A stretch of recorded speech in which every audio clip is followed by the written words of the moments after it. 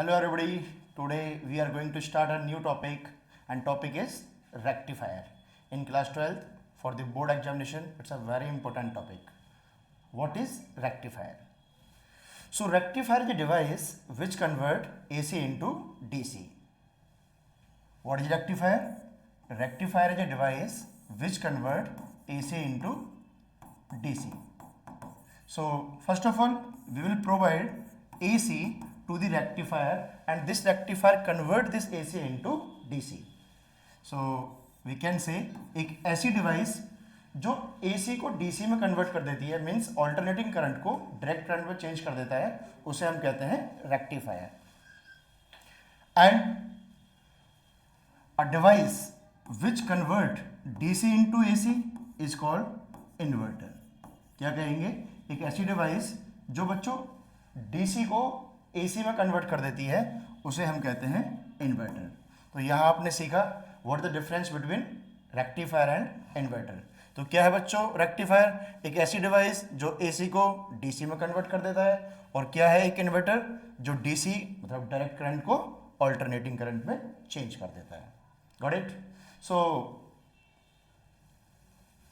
Types of rectifier. Rectifier के कितने type होते हैं बच्चों? तो रेक्टिफायर के हमारे पास हम पढ़ेंगे, यहाँ पर हमारे पास दो तरीके के रेक्टिफायर हमको पढ़ने हैं. First one is half wave rectifier and another one is full wave rectifier. Half wave and second one is full wave.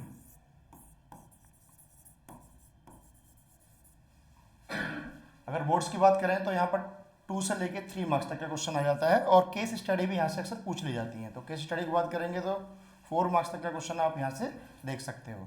तो हमारा जो टॉपिक है आज का वो है बच्चों हाफ वेव रेक्टिफायर. तो हाफ वेव रेक्टिफायर के बारे में ये बोला है कि ये कितना इफिशिएंट हो सकता है. जैसे हम बात करते हैं क्या प्रॉपर ये AC को DC में कन्वर्ट कर देता है या नहीं कर पाता है, इसकी इफिशिएंसी कितनी होगी. तो इफिशिएंसी की बात करें, अभी मैं आपको पढ़ाऊंगा पूरा डीपली कि रेक्टिफायर कैसे, क्या प्रॉपरली, क्या पूरा का पूरा AC को DC में कन्वर्ट कर पाता है नहीं कर पाता. तो बच्चों अभी आप ये समझ लीजिएगा कि ये 40.6 के अप्रॉक्स, मतलब इतनी परसेंट है, ये इतने परसेंट इफिशिएंट होता है एक हाफ वेव रेक्टिफायर, इतना ही ये DC में कन्वर्ट कर पा रहा होता है. तो बच्चों अब हम स्टार्ट करने जा रहे हैं what is full wave rectifier. तो सबसे पहले हम इसका डायग्राम देखते हैं कि फुल वेव का हाफ वेव का रेक्टिफायर मतलब डायग्राम क्या होता है. तो देखिए बच्चों हाफ वेव रेक्टिफायर, अब जो मैं चीज़ें बताऊंगा बहुत ज़्यादा इंपॉर्टेंट है क्या? देखिए हम सबसे पहले एक ट्रांसफार्मर लेते हैं और वो भी कैसा, स्टेप डाउन ट्रांसफार्मर लेंगे. और इसके पीछे भी रीजन है कि स्टेप डाउन ट्रांसफार्मर हम यहाँ पर, तो यहाँ पर हम देख रहे हैं कि हमारे पास एक ट्रांसफार्मर है जिसके प्राइमरी वाइंडिंग पर हम AC प्रोवाइड करा रहे हैं इधर साइड. तो बच्चों ये है primary winding of the transformer और इस पर आपने इनपुट वोल्टेज जो दिया है वो किसकी फॉर्म में है? AC की फॉर्म में है, मतलब ऑल्टरनेटिंग करंट. तो आपने जो ये ट्रांसफार्मर यूज किया है ये स्टेप डाउन ट्रांसफार्मर है.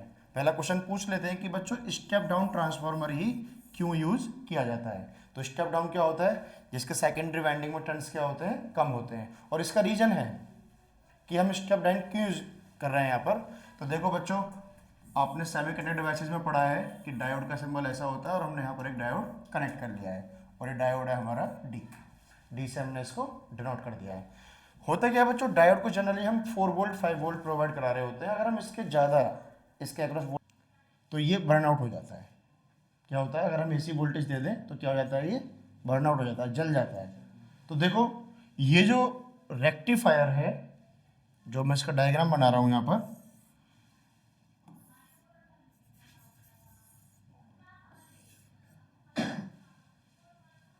यहाँ पर ये लोड जो है, लोड मतलब यहाँ पर एक बल्ब भी आप लगा सकते हो, LED लगा सकते हो और यहाँ पर आप V आउटपुट देखोगे. और लोड कैसा है बच्चों, ये आपका रेजिस्टिव लोड है. कैसा लोड है? Resistive load. तो देखो है क्या, हमारा टॉपिक था कि हमने जो ट्रांसफार्मर यूज़ किया है वो स्टेप डाउन क्यों यूज़ किया है. क्योंकि स्टेप डाउन ट्रांसफार्मर क्या करता है, जनरली जो घर में वोल्टेज आ रहा होता है वो 220 वोल्ट के अप्रॉक्स होता है. तो देखो 220 अगर आप डायरेक्टली यहाँ प्रोवाइड करा दोगे तो ये जल जाएगा, काम नहीं करेगा. तो हम करेंगे क्या, हम एक स्टेप डाउन ट्रांसफार्मर ले लेते हैं और ये हमारा कॉम्बिनेशन है, यहाँ पर ये दोनों वाइंडिंग्स लगी हुई है और ये ट्रांसफार्मर है। तो ये क्या करेगा हमारा यहाँ पर इस वोल्टेज को 220 को डाउन कर देता है और कितना लगभग 5 वोल्ट 6 वोल्ट जितने पे भी हम इसको ऑपरेट कर रहे हैं उतना वोल्टेज हमें डायोड के लिए मिल जाएगा। तो दिस इज द रीजन कि हम स्टेप डाउन ट्रांसफार्मर यूज कर रहे हैं। Got it? सो देखो बच्चों, ये कन्वर्ट कैसे करता है। कन्वर्ट मतलब आउटपुट एंड पर, यहाँ पर कैसे हमको डीसी वोल्टेज मिल रहा होता है।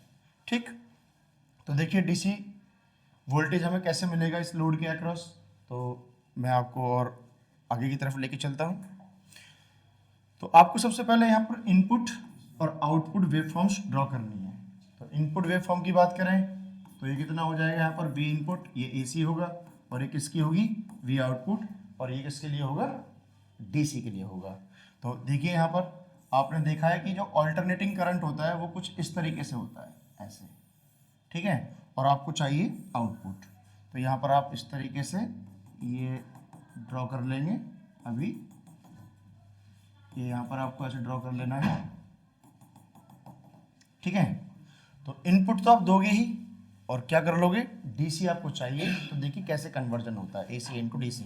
तो अभी मैंने आपको बताया था कि भाई इस तरीके से ये एक ट्रांसफार्मर लोगे, उसकी ये प्राइमरी वाइंडिंग जिस पर वी इनपुट है, और यहाँ पर क्या करोगे, एक आप सेकेंडरी वाइंडिंग के साथ क्या लगाओगे, एक डायोड,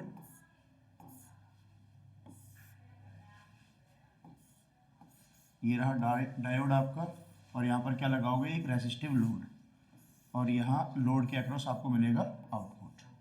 तो ये वी आउटपुट और लोड कैसा है, रेजिस्टिव, और ये क्या है बच्चों, डायोड। तो देखिए होता क्या है, जब आप यहाँ पर इनपुट वोल्टेज प्रोवाइड कराओगे तो ये इनपुट वोल्टेज आपकी दो फॉर्म में आएगा, एक पॉजिटिव और एक नेगेटिव। कैसे, देखो ड्यूरिंग दिस साइकिल, मतलब कि ड्यूरिंग पॉजिटिव हाफ साइकिल, और ये क्या होगा, ड्यूरिंग नेगेटिव हाफ साइकिल। तो हम बात करते हैं ड्यूरिंग पॉजिटिव हाफ साइकिल की, कि पॉजिटिव हाफ साइकिल में एक डायोड किस तरीके से वर्क करता है। और याद रखना, एक डायोड हमेशा फॉरवर्ड बायस में ही ऑपरेट होता है, मींस कंडक्ट करता है। जैसे ही एक डायोड रिवर्स बायस में आता है तो वो ओपन सर्किट की तरह काम करता है और उसके थ्रू कोई करंट पास नहीं होता, और आउटपुट एंड्स पर वोल्टेज कितना हो जाता है, 0 हो जाता है।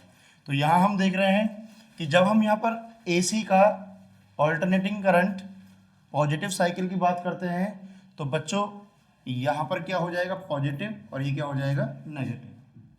तो ये दोनों वाइंडिंग कपल्ड है due to this magnetic strip. तो ये भी क्या होगा, सेम पोलैरिटी यहाँ ट्रांसफर हो जाएंगी। तो आपने पढ़ा है डायोड का ये पॉजिटिव होता है और ये नेगेटिव। तो डायोड का पॉजिटिव सप्लाई के पॉजिटिव से, डायोड का नेगेटिव सप्लाई के नेगेटिव से जब आप लगा दोगे तो ये डायोड किसकी तरह काम करता है, diode behave as a short circuit, means ये पूरा का पूरा करंट यहाँ से पास करा देगा। तो हमने इसको स्टेप डाउन ट्रांसफार्मर से कन्वर्ट कर लिया था इसमें, मतलब बहुत छोटे वोल्टेज में। तो जब आप इसका पॉजिटिव वाला पार्ट यहाँ प्रोवाइड करा रहे हो तो बच्चे ये इस तरीके से काम करना शुरू कर देता है कि ये हमारा क्या होता है, शॉर्ट हो जाता है। ऐसे ये डायोड है ये वाला, और ये शॉर्ट हो जाएगा। ये हमारा इनपुट था ऐसे करके ड्यूरिंग दिस साइकिल, और ये हमारा क्या है, यहाँ पर रेजिस्टिव लोड है, और हम यहाँ पर ये इसको पढ़ रहे हैं कि ये हमने एसी दे रखा है, और एसी में भी कौन सा, ये पॉजिटिव पार्ट दे रखा है। ठीक, तो इस पॉजिटिव पार्ट में आप देखिए इसका जो मैग्नीट्यूड है, means we can say amplitude change हो रहा है continuously. What is alternating current, a current whose magnitude change continuously and phase change periodically. तो जैसे जैसे इसका मैग्नीट्यूड चेंज होता जाएगा वैसे वैसे ही क्या होगा, आउटपुट एंड पर जो वोल्टेज होगा, भाई यहाँ ज़्यादा यहाँ कम वोल्टेज है क्योंकि पूरा का पूरा ट्रांसफर हो रहा है, तो यहाँ पर ये उस तरीके से ही कन्वर्जन होना स्टार्ट हो जाता है। अगर ये पीक है तो यहाँ भी पीक, और अगर ये डाउन है तो यहाँ भी क्या हो जाएगा, डाउन। तो जब डायोड फॉरवर्ड बायस होता है तो जितना एम्पलीट्यूड और वी कैन से मैग्नीट्यूड यहाँ होगा वही आउटपुट एंड पर आपको मिलने वाला है, क्योंकि डायोड क्या हो गया, शॉर्ट हो गया है, सारा का सारा करंट इधर ट्रांसफर हो जाता है और आप उस करंट की मल्टीप्लाई आर से देखें तो अकॉर्डिंग टू ओम्स लॉ ये आउटपुट एंड पर क्या हो जाएगा, आपका वोल्टेज हो जाएगा। तो ये आपकी आउटपुट वेव फॉर्म्स है। जितना आपने इनपुट दिया उतना ही आपको आउटपुट मिल गया, और आप कहेंगे कि सर डायोड क्या है, ऑन हो चुका है। जब डायोड ऑन होता है तो आपको आउटपुट एंड पर, यहाँ पर अगर हम एलईडी लगाते हैं तो ये ग्लो करेगी। अब बात करते हैं रिवर्स बायस की।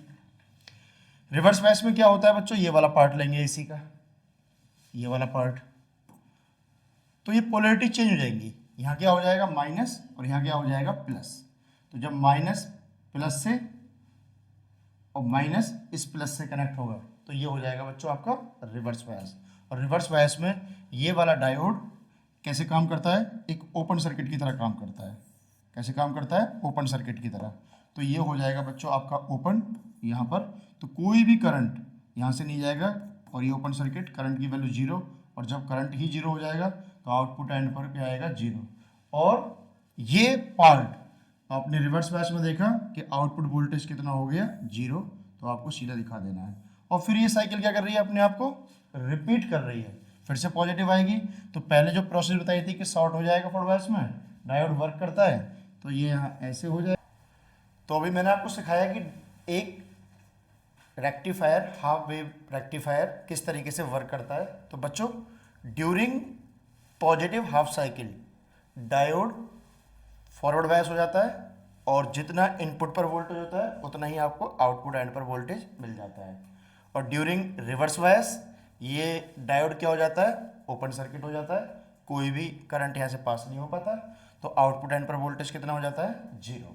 तो ये आपको इस तरीके से दिखेगा, ये वाला वोल्टेज, ये आउटपुट कितना हो जाएगा, जीरो। तो यहाँ पर डायोड क्या हो जाएगा बच्चों, ये ऑफ कहलाएगा इस रीजन में।